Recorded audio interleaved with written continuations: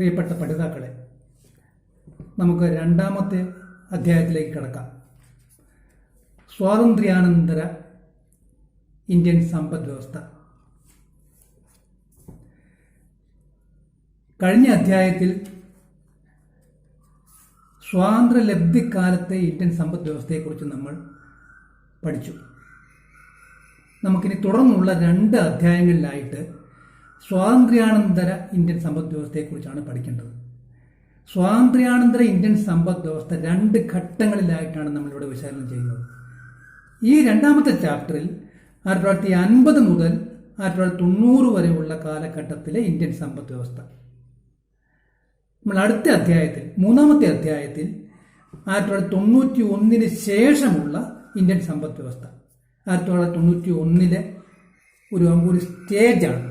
91 ചില സംഭവ വികാസങ്ങൾ നമ്മുടെ രാജ്യത്ത് സമ്പദ് വ്യവസ്ഥയിൽ ഉണ്ടായി. തുടർന്ന് നമ്മൾ പുതിയ സാമ്പത്തിക പരിഷ്കരണ നയങ്ങൾ നമ്മൾ സ്വീകരിച്ചു. അതിൻ്റെ അനന്തരഫലം എന്താണ് തുടങ്ങിയ കാര്യങ്ങളാണ് നമ്മൾ അടുത്ത അധ്യായത്തിൽ പഠിക്കുന്നത്.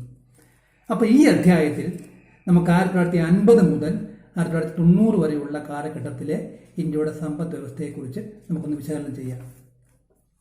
നമുക്കറിയാം, 1947 ഓഗസ്റ്റ് 15 ബ്രിട്ടീഷുകാർ ഇന്ത്യ വിട്ടൊഴിയുമ്പോൾ നമ്മുടെ സമ്പദ് വ്യവസ്ഥ എന്ന് പറയുന്നത് കുത്തഴിഞ്ഞ ഒന്നായിരുന്നു. രാഷ്ട്ര നിർമ്മാണ പ്രക്രിയ നമ്മുടെ കൈകളിൽ അർപ്പിതമായി. ആകെ താറുമാറായി കിടക്കുന്ന ഒരവസ്ഥയിൽ നമ്മുടെ രാജ്യത്തിൻ്റെ ഇനി അങ്ങോട്ടുള്ള പോക്ക്, ഇനി അങ്ങോട്ടുള്ള നമ്മുടെ ഓരോ ചുവടുവയ്പും എങ്ങനെയായിരിക്കണമെന്ന് നമ്മുടെ രാഷ്ട്ര നേതാക്കൾ ഒരുമിച്ചിരുന്ന് ആലോചിച്ചു. നമുക്ക് 2 കാര്യങ്ങൾ പെട്ടെന്ന് തീരുമാനിച്ചേ പറ്റൂ. ഒന്ന്, നമ്മൾ ഏത് സമ്പദ് വ്യവസ്ഥ സ്വീകരിക്കണം. മറ്റൊന്ന്, നമ്മൾ ഏത് രാഷ്ട്രീയ വ്യവസ്ഥ സ്വീകരിക്കണം. ഇത് നമ്മളൊരു തീരുമാനം എടുത്തേ പറ്റൂ, എങ്കിലേ നമുക്ക് മുന്നോട്ട് പോകാൻ കഴിയുള്ളൂ. അപ്പോൾ ആദ്യത്തെ പ്രശ്നം, ഏത് സമ്പദ് വ്യവസ്ഥ സ്വീകരിക്കണം. ലോകത്താകെയുള്ള രാജ്യങ്ങളിൽ നിലവിലുള്ള സമ്പദ് വ്യവസ്ഥകൾ 3 എണ്ണമാണ്. മുതലാളിത്ത സമ്പദ് വ്യവസ്ഥ, സോഷ്യലിസ്റ്റ് സമ്പദ് വ്യവസ്ഥ, മിശ്ര സമ്പദ് വ്യവസ്ഥ. ഇതിൽ ഏത് സമ്പദ് വ്യവസ്ഥയാണ് നമുക്ക് സ്വീകരിക്കേണ്ടത്? എന്താണ് മുതലാളിത്ത സമ്പദ് വ്യവസ്ഥ എന്ന് പറഞ്ഞാൽ? എല്ലാ ഉൽപാദന ഉപാധികളും സ്വകാര്യ വ്യക്തിയുടെ ഉടമസ്ഥതയിലും നിയന്ത്രണത്തിലുമായിരിക്കുന്ന സമ്പദ് വ്യവസ്ഥയെയാണ് മുതലാളിത്ത സമ്പദ് വ്യവസ്ഥ എന്ന് പറയുന്നത്. അവിടെ എല്ലാ സാമ്പത്തിക പ്രവർത്തനങ്ങളുടെയും ലക്ഷ്യം ഒന്നു മാത്രം, ലാഭേച്ഛ. അപ്പം ലാഭേച്ഛ ലക്ഷ്യമാക്കി സ്വകാര്യ വ്യക്തികൾ സാധനങ്ങളുടെയും സേവനങ്ങളുടെയും ഉൽപാദന പ്രക്രിയയിൽ ഏർപ്പെടുത്തിയിരിക്കുന്ന വ്യവസ്ഥയാണ് മുതലാളിത്ത സമ്പദ് വ്യവസ്ഥ എന്ന് പറയുന്നത്.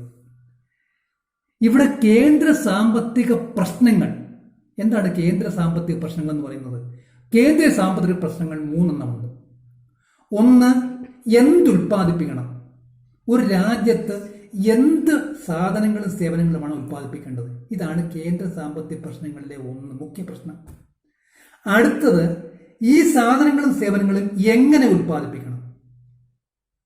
മൂന്നാമതായിട്ട്, ഈ സാധനങ്ങളും സേവനങ്ങളും ആർക്ക് വേണ്ടിയാണ് ഉൽപ്പാദിപ്പിക്കുന്നത്? അപ്പൊ ഇത് 3മാണ് കേന്ദ്ര സാമ്പത്തിക പ്രശ്നങ്ങൾ എന്ന് പറയുന്നത്. എന്ത് ഉൽപ്പാദിപ്പിക്കണം, എങ്ങനെ ഉൽപ്പാദിപ്പിക്കണം, ആർക്ക് വേണ്ടി ഉൽപ്പാദിപ്പിക്കണം. അപ്പൊ ഈ കേന്ദ്ര സാമ്പത്തിക പ്രശ്നങ്ങൾ മുതലാളിത്ത സമ്പദ് വ്യവസ്ഥയിൽ പരിഹരിക്കുന്നത് വില സംവിധാനത്തിലൂടെയാണ്, price mechanism.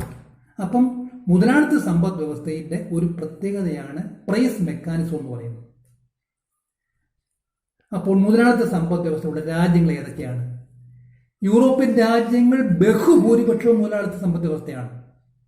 America, France, Germany, Italy, England, ഇങ്ങനെ നമ്മൾ നോക്കുകയാണെന്നുണ്ടെങ്കിൽ പടിഞ്ഞാറൻ യൂറോപ്യൻ രാജ്യങ്ങൾ ബഹുഭൂരിപക്ഷവും മുതലാളിത്ത സമ്പദ് വ്യവസ്ഥയാണ്. ഇനി മറ്റൊരു സമ്പദ് വ്യവസ്ഥയാണ് സോഷ്യലിസ്റ്റ് സമ്പദ് വ്യവസ്ഥ. എന്താണ് സോഷ്യലിസ്റ്റ് സമ്പദ് വ്യവസ്ഥ എന്ന് പറഞ്ഞാൽ? ഉൽപാദനോപാധികൾ എല്ലാം ഗവൺമെന്റിന്റെ ഉടമസ്ഥതയിലും നിയന്ത്രണത്തിലുമുള്ള സമ്പദ് വ്യവസ്ഥ.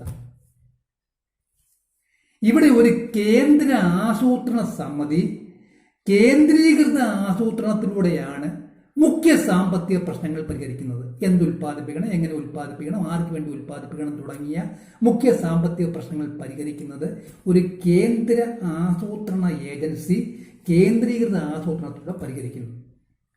ആസൂത്രണം, ജനങ്ങളുടെ ക്ഷേമം എന്നിവയാണ് ഈ സമ്പദ് വ്യവസ്ഥയുടെ പ്രധാനപ്പെട്ട പ്രത്യേകത.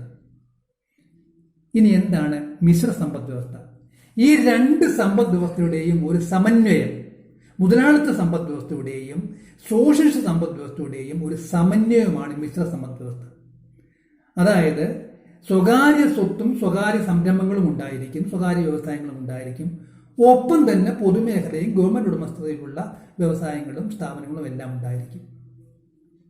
വില സംവിധാനവും ഉണ്ടായിരിക്കും, ഒരു കേന്ദ്രീകൃത ഏജൻസി കേന്ദ്രീകൃത ആസൂത്രണവും ഉണ്ടായിരിക്കും. അപ്പൊ ഈ രണ്ടും കൂടെയാണ്, വില സംവിധാനവും കേന്ദ്രീകൃത ആസൂത്രണവും കൂടിയാണ് മിശ്ര സമ്പദ് വ്യവസ്ഥയിലെ മുഖ്യ സാമ്പത്തിക പ്രശ്നങ്ങൾ പരിഹരിക്കുന്നത്. അപ്പോൾ നമുക്ക് ഇതിലേത് സമ്പദ് വ്യവസ്ഥ സ്വീകരിക്കണം എന്നതായിരുന്നു മുഖ്യമായിട്ടുള്ള ഒരു പ്രശ്നം.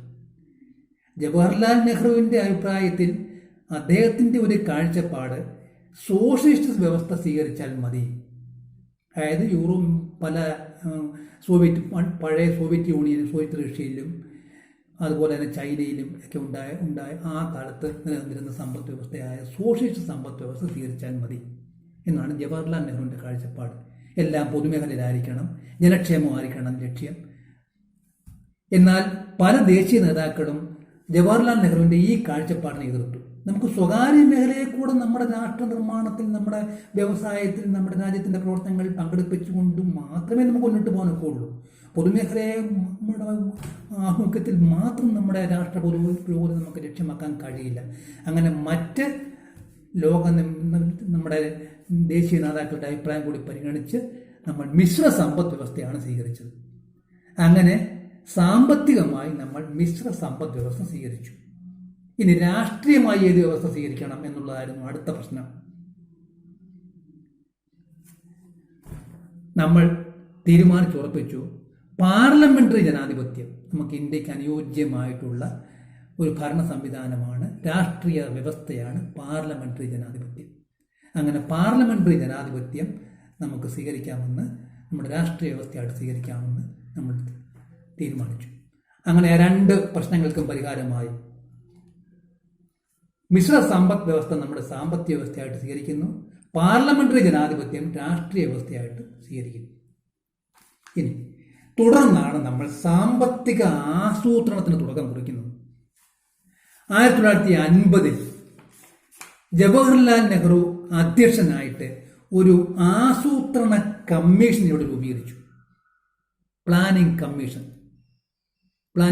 ചെയർമാനായിട്ട് ജവഹർലാൽ നെഹ്റു, അന്നത്തെ പ്രധാനമന്ത്രിയായിരുന്ന ജവഹർലാൽ നെഹ്റു ചുമതലയേൽക്കുകയാണ് ഉണ്ടായത്. അങ്ങനെ ഒരു ആസൂത്രണ കമ്മീഷൻ രൂപീകരിച്ചുകൊണ്ടാണ് നമ്മുടെ ഇന്ത്യയുടെ ആസൂത്രണത്തിനുള്ള നടപടികൾ നമ്മൾ കൈക്കൊണ്ടത്. ജവഹർലാൽ നെഹ്റുവിൻ്റെ ആഗ്രഹം എന്തായിരുന്നു? അന്ന് സോവിയറ്റ് റഷ്യയിൽ നിലനിന്നിരുന്ന, നടപ്പാക്കിയിരുന്ന പഞ്ചവത്സര പദ്ധതികൾ 5 വർഷത്തേക്ക് സാമ്പത്തിക പ്രവർത്തനങ്ങൾ ആസൂത്രണം ചെയ്യുക, അത് നമുക്കിവിടെ സ്വീകരിക്കണമെന്ന് അദ്ദേഹം തീരുമാനിച്ചു. അങ്ങനെ ജവഹർലാൽ നെഹ്റുവിൻ്റെ നേതൃത്വത്തിൽ 1950 രൂപീകൃതമായ ആസൂത്രണ കമ്മീഷനാണ് ഇന്ത്യയിൽ ആസൂത്രണത്തിന് തുടക്കം കുറിച്ചത്. എന്താണ് സാമ്പത്തിക ആസൂത്രണം എന്ന് പറയുന്നത്? നമ്മൾ ആദ്യം അത് മനസ്സിലാക്കണം. ഇന്ത്യയിൽ 1950 ജവഹർലാൽ നെഹ്റു അധ്യക്ഷനായിട്ട് ആസൂത്രണ കമ്മീഷൻ രൂപീകരിച്ചു. അന്നാണ് നമ്മുടെ സാമ്പത്തിക ആസൂത്രണത്തിന് തുടക്കം കുറിക്കുന്നതെന്ന് പറഞ്ഞു. തുടർന്ന് 1951 മുതൽ ഇന്ത്യയിൽ പഞ്ചവത്സര പദ്ധതികളും ആരംഭിച്ചു. എന്താണ് സാമ്പത്തിക ആസൂത്രണം എന്ന് പറയുന്നത്?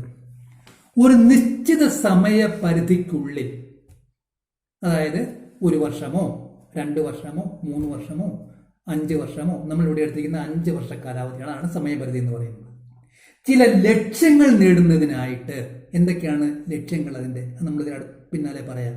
ചില ലക്ഷ്യങ്ങൾ നേടുന്നതിനായി മുൻകൂട്ടി നിശ്ചയിച്ച രീതിയിൽ സാമ്പത്തിക വിഭവങ്ങളെ വീതം വയ്ക്കുന്ന പ്രക്രിയയാണ് സാമ്പത്തിക ആസൂത്രണം. അപ്പൊ എന്താണ്? ഒരു നിശ്ചിത സമയപരിധിക്കുള്ളിൽ ചില ലക്ഷ്യങ്ങൾ നേടുന്നതിനായി മുൻകൂട്ടി നിശ്ചയിച്ച രീതിയിൽ സാമ്പത്തിക വിഭവങ്ങളെ വീതം വയ്ക്കുന്ന പ്രക്രിയയ്ക്കാണ് സാമ്പത്തിക ആസൂത്രണം എന്ന് പറയുന്നത്. 1951 സോവിയറ്റ് റഷ്യയുടെ അതേ മാതൃകയിൽ ഇന്ത്യയിൽ 5 വർഷ കാലയളവിലേക്ക് സാമ്പത്തികാസൂത്രണം നടത്തുന്നതിന് തീരുമാനിക്കുകയും അങ്ങനെ ഇന്ത്യയിൽ പഞ്ചവത്സര പദ്ധതികൾക്ക് തുടക്കം കുറിക്കുകയും ചെയ്തു. അങ്ങനെ ആദ്യത്തെ പഞ്ചവത്സര പദ്ധതി 1951 ആരംഭിച്ച് 1956 അവസാനിക്കുന്നു. രണ്ടാമത്തെ പദ്ധതി 1956 തുടങ്ങി 5 വർഷം 1961 അവസാനിക്കുന്നു. മൂന്നാമത്തെ പഞ്ചവത്സര പദ്ധതി 1961 തുടങ്ങി 1966 അവസാനിക്കുന്നു. 1966 മുതൽ 69 വരെയുള്ള 3 വർഷക്കാലം പഞ്ചവത്സര പദ്ധതി ഇല്ലായിരുന്നു. പ്ലാൻ ഹോളിഡേയ്സ് എന്ന് പറയും ആ 3 വർഷ കാലഘട്ടത്തെ. തുടർന്ന് വീണ്ടും 69 മുതൽ 74 വരെ 4ാമത്തെ പഞ്ചവത്സര പദ്ധതി ഇന്ത്യയിൽ നടപ്പാക്കി. ഇങ്ങനെ 1990 വരെ 7 പഞ്ചവത്സര പദ്ധതികൾ ഇന്ത്യയിൽ പൂർത്തിയാക്കി. അപ്പോൾ 1951 തുടക്കം കുറിച്ച 1ാം പഞ്ചവത്സര പദ്ധതി മുതൽ തുടർന്ന് ഇങ്ങോട്ട് 1990 വരെ ഉള്ള കാലയളവിൽ 7 പഞ്ചവത്സര പദ്ധതികൾ നമ്മൾ പൂർത്തിയാക്കി. എന്തായിരുന്നു നമ്മുടെ ഇന്ത്യയിലെ പഞ്ചവത്സര പദ്ധതികളുടെ ലക്ഷ്യങ്ങൾ? ഓരോ പഞ്ചവത്സര പദ്ധതിക്കും അതിൻ്റെതായിട്ടുള്ള ഹ്രസ്വകാല ലക്ഷ്യങ്ങളുണ്ട്. അത് ലിസ്റ്റ് ചെയ്യും. ഓരോ പദ്ധതിക്കാലത്തും ഓരോ പഞ്ചവത്സര പദ്ധതിക്കാലത്തും ആ ഹ്രസ്വകാല ലക്ഷ്യങ്ങൾ എന്തൊക്കെയാണെന്ന് അതാത് പദ്ധതിക്കാലത്ത് ലിസ്റ്റ് ചെയ്ത് അത് നടപ്പാക്കുന്നതിനുള്ള പരിപാടികളുമായിട്ട് നമ്മൾ മുന്നോട്ട് പോകും. ഒപ്പം തന്നെ ഈ പഞ്ചവത്സര പദ്ധതികൾ ഇന്ത്യയിൽ നടപ്പാക്കിയപ്പോൾ നമ്മൾ ദീർഘകാലാടിസ്ഥാനത്തിൽ ചില ലക്ഷ്യങ്ങൾ നമ്മൾ മുന്നിൽ വെച്ചു. ആ ലക്ഷ്യങ്ങൾ നേടുന്നതിന് വേണ്ടിയാണ് നമ്മൾ ഇന്ത്യയിൽ ഓരോ പഞ്ചവത്സര പദ്ധതിയും നമ്മൾ നടപ്പായിക്കൊണ്ടിരുന്നത്. അപ്പോൾ ഇന്ത്യയിലെ സാമ്പത്തിക ആസൂത്രണത്തിന്റെ ലക്ഷ്യങ്ങൾ അഥവാ ഇന്ത്യയിലെ പഞ്ചവത്സര പദ്ധതിയുടെ ലക്ഷ്യങ്ങൾ എന്തെല്ലാം എന്ന് ചോദിച്ചാൽ രണ്ടിൻ്റെയും ഉത്തരം നമുക്കൊന്നു തന്നെയാണ്. 4 ലക്ഷ്യങ്ങളാണ് നമ്മുടെ സാമ്പത്തിക ആസൂത്രണത്തിൽ നമ്മൾ ലക്ഷ്യമിട്ടത്. അല്ലെങ്കിൽ ഇന്ത്യൻ പഞ്ചവത്സര പദ്ധതിയുടെ ദീർഘകാല ലക്ഷ്യങ്ങളായിട്ട് നമുക്ക് 4 ലക്ഷ്യങ്ങൾ ഉണ്ടായിരുന്നു പറയാം. അത് ഏതൊക്കെയാണ്? 1 സാമ്പത്തിക വളർച്ച, 2 ആധുനികവൽക്കരണം, 3 സ്വാശ്രയത്വം, 4 സാമൂഹ്യ നീതി. നമുക്കിത് ഓരോന്നും എന്താണെന്ന് നോക്കാം. ഈ 4 എണ്ണമാണ് ഇന്ത്യൻ പഞ്ചവത്സര പദ്ധതിയുടെ ലക്ഷ്യങ്ങൾ എന്ന് പറയുന്നത്. അപ്പോൾ എന്താണ് സാമ്പത്തിക വളർച്ച എന്ന് പറഞ്ഞാൽ? രാജ്യത്തിൻ്റെ മൊത്തം ആഭ്യന്തര ഉൽപ്പന്നം ക്രമമായി വർദ്ധിക്കുന്നതിനെയാണ് സാമ്പത്തിക വളർച്ച എന്ന് പറയുന്നത്. നമ്മൾ കഴിഞ്ഞ അധ്യായത്തിൽ നമ്മൾ പഠിച്ചു എന്താണ് രാജ്യത്തിൻ്റെ മൊത്തം ആഭ്യന്തര ഉൽപ്പന്നം എന്ന് പറയുന്നത്. ഗ്രോസ് ഡൊമസ്റ്റിക് പ്രോഡക്റ്റ്, നമ്മൾ 3 ഇംഗ്ലീഷ് അക്ഷരങ്ങളിൽ നമ്മൾ അതിനെ അറിയപ്പെടും. GDP. ഒരു രാജ്യത്തിൻ്റെ മൊത്തം ആഭ്യന്തര ഉൽപ്പന്നത്തെ നമ്മൾ GDP എന്ന് പറയും, ഗ്രോസ് ഡൊമസ്റ്റിക് പ്രോഡക്റ്റ്. എന്താണ്? ഒരു വർഷം ഒരു രാജ്യത്ത് ആകെ ഉൽപ്പാദിപ്പിക്കുന്ന സാധനങ്ങളുടെയും സേവനങ്ങളുടെയും പണമൂല്യത്തെയാണ് GDP എന്ന് പറയുന്നത്. അപ്പൊ ഈ GDP ഉണ്ടാകുന്ന ക്രമമായ വർധനവിനെയാണ് നമ്മൾ സാമ്പത്തിക വളർച്ച എന്ന് പറയുന്നത്. നമുക്കറിയാം ഒരു സമ്പദ് വ്യവസ്ഥയിൽ 3 മേഖലകൾ ഉണ്ടായിരിക്കും. ഏതൊക്കെയാണ്? കാർഷിക മേഖല, വ്യവസായ മേഖല, സേവന മേഖല. അപ്പോൾ ഈ 3 മേഖലകളിൽ നിന്നും ഉള്ള ആകെ തുകയാണ് GDP എന്ന് പറയുന്നത്. ഈ 3 മേഖലകളിൽ നിന്നുള്ള സംഭാവനയാണ് GDP എന്ന് പറയുന്നത്. അപ്പോൾ ഈ 3 മേഖലകളിലും ഉണ്ടാകുന്ന വളർച്ച GDPയുടെ വളർച്ച എന്ന് നമുക്ക് പറയാം. അപ്പോൾ നമ്മുടെ ഇന്ത്യൻ പഞ്ചവത്സര പദ്ധതികളുടെ ഒരു ലക്ഷ്യം എന്ന് പറയുന്നത് സാമ്പത്തിക വളർച്ചയാണ്. മറ്റൊന്ന് ആധുനികവൽക്കരണം. എന്താണ് ആധുനികവൽക്കരണം എന്ന് പറയുന്നത്?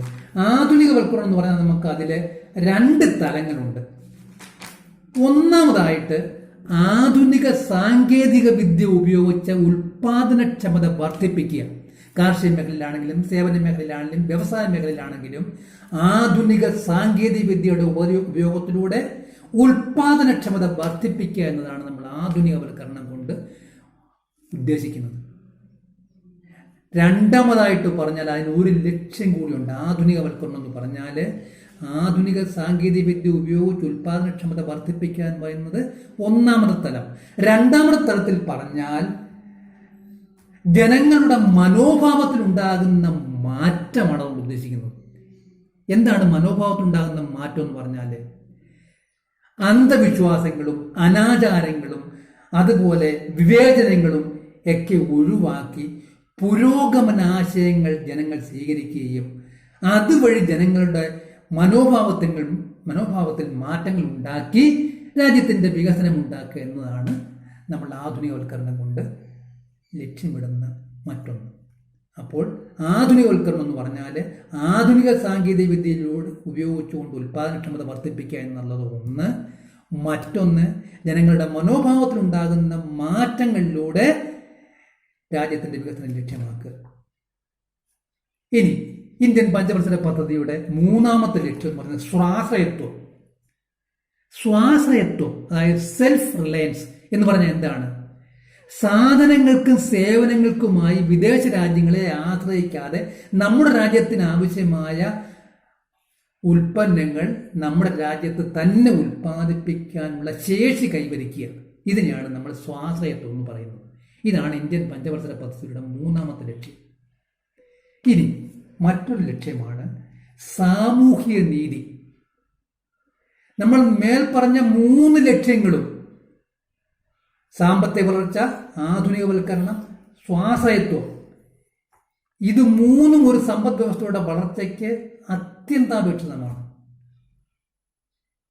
പക്ഷേ അതോടൊപ്പം തന്നെ സാമൂഹിക നീതിയും കൈവരിക്കണം. സാമ്പത്തിക വളർച്ചയുടെ ഫലങ്ങൾ അല്ലെങ്കിൽ അതിൻ്റെ നേട്ടങ്ങൾ തുല്യതയോടെ എല്ലാവർക്കും ഉറപ്പുവരുത്തണം. ചില വിഭാഗങ്ങൾക്ക് മാത്രം സാമ്പത്തിക വളർച്ച നേട്ടം ഉണ്ടായാൽ പോരാ. ചുരുക്കി പറഞ്ഞാൽ ചില വിഭാഗത്തിൽപ്പെട്ടവർക്ക് മാത്രം സമ്പത്തുണ്ടായാൽ പോരാ. ചില വിഭാഗത്തിൽപ്പെട്ടവർ ദരിദ്രരായിട്ട് തുടർന്നു പോവുക, എന്നാൽ ചില വിഭാഗത്തിലുള്ളവർക്ക് സമ്പത്ത് കുമിഞ്ഞുകൂടുക. ഇതിനെ നമുക്ക് സാമൂഹിക നീതി എന്ന് പറയാൻ പറ്റില്ല. അപ്പോൾ സാമ്പത്തിക വളർച്ച ഉണ്ടാകുമ്പോൾ അതിൻ്റെ നേട്ടങ്ങൾ നമ്മുടെ രാജ്യത്തുള്ള എല്ലാവർക്കും, പാവപ്പെട്ടവർക്കും മധ്യവർഗത്തിനും എല്ലാവർക്കും ഒരുപോലെ ലഭ്യമാണ്. ചുരുക്കി പറഞ്ഞാൽ പാർശ്വവൽക്കരിക്കപ്പെട്ടവരും പ്രാന്തവൽക്കരിക്കപ്പെട്ടവരുമായിട്ടുള്ളൊരു വിഭാഗം ഉണ്ടാകാൻ പാടില്ല. അവർക്ക് കൂടി ഇതിൻ്റെ നേട്ടങ്ങൾ ഉണ്ടാകണം. ഇതാണ് നമ്മൾ ഉദ്ദേശിക്കുന്നത്. ഇനി ഈ പഞ്ചവത്സര പദ്ധതികൾ നമുക്ക് കൈവരിച്ച നേട്ടങ്ങൾ നമ്മൾ പരിശോധിക്കുകയാണെങ്കിൽ, അതായത് 1950 മുതൽ 90 വരെയുള്ള കാലയളവിൽ 7 പഞ്ചവത്സര പദ്ധതികൾ നമ്മൾ പൂർത്തിയാക്കിയപ്പോൾ നമുക്ക് ഈ ലക്ഷ്യങ്ങൾ അല്ലെങ്കിൽ ഏതൊക്കെ മേഖലകളിൽ നമുക്ക് നേട്ടങ്ങൾ കൈവരിക്കാൻ കഴിയും എന്നൊന്ന് നമുക്ക് ചുരുക്കി ഒന്ന് പരിശോധിക്കണം. നമുക്ക് കാർഷിക മേഖല നമുക്കൊന്ന് നോക്കാം. കാർഷിക മേഖലയുടെ അവസ്ഥ എന്തായിരുന്നു ബ്രിട്ടീഷ് ഭരണകാലത്ത്? നമ്മൾ കഴിഞ്ഞ അധ്യായത്തിൽ പഠിച്ചു. കാർഷിക മേഖല മന്ദഗതിയിലായിരുന്നു, യാതൊരു വളർച്ചയുമില്ലായിരുന്നു. അങ്ങനെയുള്ള കാർഷിക മേഖലയെ നമുക്ക് മാറ്റിയെടുത്ത് കാർഷിക മേഖലയുടെ പുരോഗതി ലക്ഷ്യം വെച്ചുകൊണ്ടുള്ള പ്രവർത്തനങ്ങളിലാണ് നമ്മൾ ഓരോ പഞ്ചവത്സര പദ്ധതിയിലൂടെയും നമ്മൾ മുന്നോട്ട് നീങ്ങി ലക്ഷ്യം വെച്ചത്. അത് എത്രമാത്രം നേടാൻ കഴിഞ്ഞു? അപ്പോൾ കാർഷിക മേഖലയിൽ പഞ്ചവത്സര പദ്ധതിക്കാലത്ത്, ഈ ആദ്യത്തെ 7 പഞ്ചവത്സര പദ്ധതിക്കാലത്ത് ഉണ്ടായ നേട്ടങ്ങൾ നമ്മൾ ചർച്ച ചെയ്യുമ്പോൾ നമുക്ക് പ്രധാനമായിട്ടും നമുക്കിവിടെ നമുക്ക് വിശകലനം ചെയ്യേണ്ട 3 കാര്യങ്ങളാണ്. ഒന്ന്, ഭൂപരിഷ്കരണം. പഞ്ചവത്സര പദ്ധതിക്കാലത്ത് കാർഷിക മേഖലയിലുണ്ടായ മാറ്റങ്ങൾ, കാർഷിക മേഖലയിലുണ്ടായ നേട്ടങ്ങൾ നമ്മൾ പരിശോധിക്കുമ്പോൾ ഒന്നാമതായിട്ട് പറയേണ്ടത് ഭൂപരിഷ്കരണം. ഭൂപരിഷ്കരണം മൂലം കാർഷിക മേഖലയിൽ വന്ന മാറ്റങ്ങൾ വളരെ ബൃഹത്താണെന്ന് നമുക്ക് പറയാൻ കഴിയും. ജമീന്ദാർമാർ പോലെയുള്ള മധ്യവർത്തികളെ കാർഷിക മേഖലയിൽ നിന്ന് ഒഴിവാക്കി. അതുപോലെ കുടിയായ്മ പരിഷ്കാരങ്ങൾ നമ്മുടെ രാജ്യത്ത് നടപ്പാക്കി. പാട്ട നിയന്ത്രണം, കുടിയായ്മ സുരക്ഷ തുടങ്ങിയവ നടപ്പാക്കി.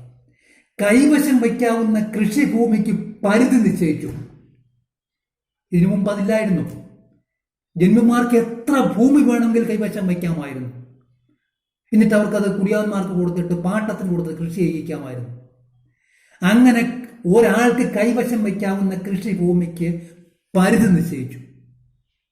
15 ഹെക്ടർ ഭൂമിയാണ് ഒരാൾക്ക് പരമാവധി കൈവശം വയ്ക്കാവുന്ന ഭൂമി. അതിനപ്പുറത്തേക്ക് ഭൂമി വെച്ചാൽ അത് മിച്ചഭൂമിയായിട്ട് കണ്ടുകെട്ടു. അതായത് കൈവശം വയ്ക്കാവുന്ന കൃഷിഭൂമിയുടെ പരിധിക്കപ്പുറമുള്ള ഭൂമിയാണ് മിച്ചഭൂമി എന്ന് പറയുന്നത്. അങ്ങനെ ആ 15 ഹെക്ടറിൽ കൂടുതൽ ഭൂമിയുള്ള ഉടമകളിൽ നിന്ന് ബാക്കിയുള്ള ഭൂമി ഗവൺമെന്റ് ഏറ്റെടുത്തിട്ട് അത് ഭൂമി ഇല്ലാത്തവർ ഭൂരഹിതർക്ക് വിതരണം ചെയ്യുക. സഹകരണ അടിസ്ഥാനത്തിലുള്ള കൃഷി ഇന്ത്യയിൽ പ്രോത്സാഹിപ്പിച്ചു. ഇതായിരുന്നു ഭൂപരിഷ്കരണം കൊണ്ട് നമ്മുടെ കാർഷിക മേഖലയിൽ വന്ന മാറ്റങ്ങൾ. ഇനി മറ്റൊന്ന് ഹരിത വിപ്ലവം. ആദ്യത്തെ 7 പദ്ധതി കാലത്ത് നമ്മുടെ ഇന്ത്യയിൽ ഉണ്ടായ ഒരു പ്രധാനപ്പെട്ട സംഭവ വികാസമാണ് ഹരിത വിപ്ലവം. എന്താണ് ഹരിത വിപ്ലവം എന്ന് പറയുന്നത്? 1960 മുതൽ ഇന്ത്യയിൽ നടപ്പാക്കിയ ജില്ലാതല തീവ്ര കാർഷിക പരിപാടി അത്യുൽപാദനശേഷിയുള്ള വിത്തിനങ്ങൾ, ജലസേചന സൗകര്യങ്ങൾ, കാർഷിക മേഖലയിലെ യന്ത്രവൽക്കരണം, രാസവളങ്ങൾ, കീടനാശിനികൾ എന്നിവ ഉപയോഗപ്പെടുത്തിയതിനെ തുടർന്ന് കാർഷിക മേഖലയിൽ ഉണ്ടായ ഉൽപാദന വർധനവിനെയാണ് ഹരിത വിപ്ലവം എന്ന് പറയുന്നത്. അപ്പൊ ചുരുക്കി പറഞ്ഞാൽ ഇത്രയേ ഉള്ളൂ. ആധുനിക കൃഷി രീതിയും യന്ത്രവൽക്കരണവും ജലസേചന സൗകര്യങ്ങളും അത്യുൽപാദനശേഷിയുള്ള വിത്തിനങ്ങളും തീവ്ര ജില്ലാതല കാർഷിക പരിപാടിയുമൊക്കെ ഇന്ത്യയിൽ നടപ്പാക്കിയതിൻ്റെ ഫലമായിട്ട് കാർഷിക മേഖലയിൽ ഉൽപ്പാദന രംഗത്തുണ്ടായ വൻപിച്ച വർധനം. അപ്പോൾ ഇന്ത്യയിൽ ഹരിത വിപ്ലവം സാധ്യമാക്കിയ പ്രധാനപ്പെട്ട ഘടകങ്ങൾ ഏതൊക്കെയാണെന്ന് ചോദിച്ചാൽ നമുക്ക് എന്തൊക്കെ പറയാൻ കഴിയും? ഒന്നാമതായിട്ട് നമുക്ക് പറയാം അത്യുൽപാദന ശേഷിയുള്ള വിത്തുകളുടെ ഉപയോഗം. മറ്റൊന്ന് രാസവളങ്ങളുടെയും കീടനാശിനിയുടെയും ഉപയോഗം. മറ്റൊന്ന് ജലസേചന സൗകര്യങ്ങളുടെ വർധനവ്. മറ്റൊന്ന് കാർഷിക മേഖലയിലെ യന്ത്രവൽക്കരണം. Tractor, power tiller, motor pump സെറ്റുകൾ, ഇങ്ങനെയൊക്കെയുള്ള യന്ത്രങ്ങൾ കാർഷിക മേഖലയിൽ ഉപയോഗിച്ചു. കുറഞ്ഞ പലിശയ്ക്ക് കർഷകർക്ക് പണം ലഭ്യമാക്കി. അതുപോലെ തന്നെ കാർഷിക ഉൽപ്പന്നങ്ങൾ വിറ്റഴിക്കുന്നതിനുള്ള വിപണി സൗകര്യങ്ങളും ലഭ്യമാക്കി. ഇതിൻ്റെ ഫലമായി കാർഷിക മേഖലയിൽ അതിൻ്റെ ഫലമായിട്ടാണ് നമ്മുടെ ഇന്ത്യയിൽ ഹരിത വിപ്ലവം സാധ്യമായത്. ഇനി നമുക്ക് ഹരിത വിപ്ലവത്തിൻ്റെ ഫലം നമുക്കൊന്ന് നോക്കാം. നമ്മൾ പറഞ്ഞല്ലോ, ഇതൊക്കെ ഉപയോഗിച്ചതിൻ്റെ ഫലമായിട്ട് കാർഷിക ഉൽപ്പാദന രംഗത്തുണ്ടായ വൻ വർധനവിനെയാണ് ഹരിത വിപ്ലവം എന്ന് പറയുന്നത്. ഈ ഹരിത വിപ്ലവത്തിൻ്റെ അനന്തരഫലം എന്ന് പറഞ്ഞാൽ നമുക്ക് അതിന് ഗുണവും ഉണ്ടായി, ദോഷവും ഉണ്ടായി. അപ്പൊ ഹരിത വിപ്ലവത്തിന്റെ ഗുണങ്ങൾ എന്തൊക്കെയാണ് നമുക്ക് പരിശോധിക്കാം. ആദ്യം, ഭക്ഷ്യധാന്യങ്ങളുടെ ഉൽപ്പാദനം വർദ്ധിച്ചു, യാതൊരു സംശയവുമില്ല. അതിൻ്റെ ഫലമായിട്ട് ഭക്ഷ്യരംഗത്ത് ഇന്ത്യ സ്വയം പര്യാപ്തത നേടി. നമ്മൾ പറഞ്ഞല്ലോ, നമ്മുടെ പഞ്ചവർഷ പദ്ധതിയുടെ ലക്ഷ്യങ്ങളിൽ ഒന്നായിരുന്നു സ്വയം പര്യാപ്തത, സെൽഫ് റിലയൻസ്. അപ്പൊ ഹരിത വിപ്ലവത്തിന്റെ ഫലമായിട്ട് ഭക്ഷ്യോൽപാദന രംഗത്ത് സ്വയം പര്യാപ്തത നേടാൻ നമുക്ക് കഴിഞ്ഞു. ഇനി ഭക്ഷ്യോൽപ്പന്നങ്ങൾ പോലെ തന്നെ നാണ്യവിളകളുടെയും കാര്യത്തിൽ ഉൽപാദനം വർദ്ധിച്ചു. നാണ്യവിളകൾ നിങ്ങൾക്കറിയാം എന്താണ്? പരുത്തി, കോട്ടൺ ടെക്സ്റ്റൈൽസ്, പരുത്തി തുണി വ്യവസായവുമായിട്ട് ബന്ധപ്പെട്ട കൃഷിയാണ് പരുത്തി കൃഷി. അതുപോലെ റബ്ബർ കൃഷി, റബ്ബർ വ്യവസായവുമായിട്ട് ബന്ധപ്പെട്ട കൃഷി, റബ്ബർ കൃഷി, നീലം കൃഷി, ഇൻഡിഗോ, അതുപോലെ തന്നെ പിന്നെ കരിമ്പ് കൃഷി, പഞ്ചസാര വ്യവസായവുമായിട്ട് ബന്ധപ്പെട്ട് ഇങ്ങനെയുള്ള നാണ്യവിളകളുടെ ഉൽപ്പാദനവും വർദ്ധിച്ചു. കൃഷിയോഗ്യമായ സ്ഥലത്തിൻ്റെ അളവ് വർദ്ധിച്ചു. വെറുതെ ഇട്ടിരുന്ന പല പ്രദേശങ്ങളും എല്ലാം ഒരുക്കി കൃഷി ചെയ്യാൻ തുടങ്ങിയോടും അതിനെ തുടർന്ന് കൃഷിയോഗ്യമായ സ്ഥലത്തിൻ്റെ അളവ് വർദ്ധിച്ചു. ഇതും ഹരിത വിപ്ലവത്തിൻ്റെ ഗുണമായിട്ട് നമുക്ക് പറയാം. ഭക്ഷ്യ ദൗർലഭ്യം ഉണ്ടായാൽ ഉപയോഗിക്കുന്നതിനായി ഒരു കരുതൽ ശേഖരം സൂക്ഷിക്കാൻ ഗവൺമെന്റിന് കഴിഞ്ഞു. Buffer stock. അങ്ങനെയാണ് ഈ FCI ഗോഡൌണുകളിലൊക്കെ, ഫുഡ് കോർപ്പറേഷൻ ഓഫ് ഇന്ത്യ ഗോഡൌണുകൾ സ്ഥാപിച്ചതും ഇങ്ങനെ ഭക്ഷ്യധാന്യങ്ങളുടെ കരുതൽ ശേഖരം സൂക്ഷിക്കുകയൊക്കെ ചെയ്തത്. അപ്പോൾ ഹരിത വിപ്ലവത്തിൻ്റെ ഒരു ഫലം, ഒരു ഗുണമായിട്ട് നമുക്ക് പറയാൻ കഴിയും, ഭക്ഷ്യ ദൗർലഭ്യം ഉണ്ടായാൽ അതിനുപയോഗിക്കുന്നതിന് വേണ്ടിയിട്ട് ഭക്ഷ്യധാന്യങ്ങളുടെ ഒരു കരുതൽ ശേഖരം സൂക്ഷിക്കാൻ ഗവൺമെന്റിന് കഴിഞ്ഞു. ഇതാണ് ഹരിത വിപ്ലവത്തിൻ്റെ മറ്റൊരു പ്രധാനപ്പെട്ട ഗുണം. ഇനി മറ്റൊന്ന്, ഭക്ഷ്യധാന്യങ്ങളുടെ വൻതോതിൽ ഉൽപ്പാദനം ഉണ്ടായപ്പോൾ ഭക്ഷ്യധാന്യങ്ങളുടെ വില കുറഞ്ഞു. ഇന്ത്യയിൽ വരുന്ന ഒരു നല്ല വിഭാഗം ദരിദ്രരായിട്ടുള്ള ആളുകൾക്ക് ഇത് അനുകൂലമായി തീർന്നു.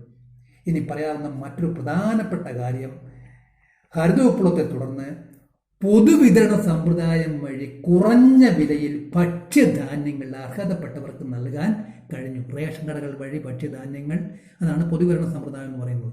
ഹരിതവിപ്ലവത്തെ തുടർന്നാണ് ഇങ്ങനെ ഒരു പൊതുവിതരണ സമ്പ്രദായം ആരംഭിക്കാനും അങ്ങനെ ഭക്ഷ്യധാന്യങ്ങൾ ഗവൺമെൻറ് സംഭരിച്ച് കുറഞ്ഞ വിലയിൽ പാവപ്പെട്ടവർക്ക് വിതരണം ചെയ്യുന്ന രീതി ആവിഷ്കരിച്ചത്. അപ്പോൾ ഇത് നമ്മൾ ഹരിതവിപ്ലവത്തിൻ്റെ ഒരു ഗുണമായിട്ട് പറയാൻ കഴിയും.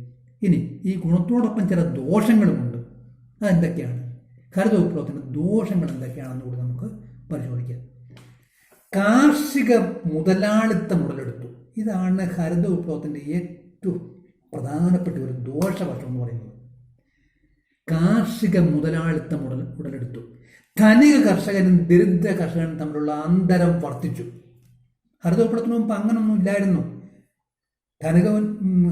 ധനികരായിട്ടുള്ള കർഷകരെന്നോ ദരിദ്രരായിട്ടുള്ള കർഷകരെന്നോ അങ്ങനെയൊന്നും ഒരു അന്തരവോ അല്ലെ അങ്ങനെ ഒരു വേർതിരിവോ ഒന്നും വലുതായിട്ടില്ലായിരുന്നു.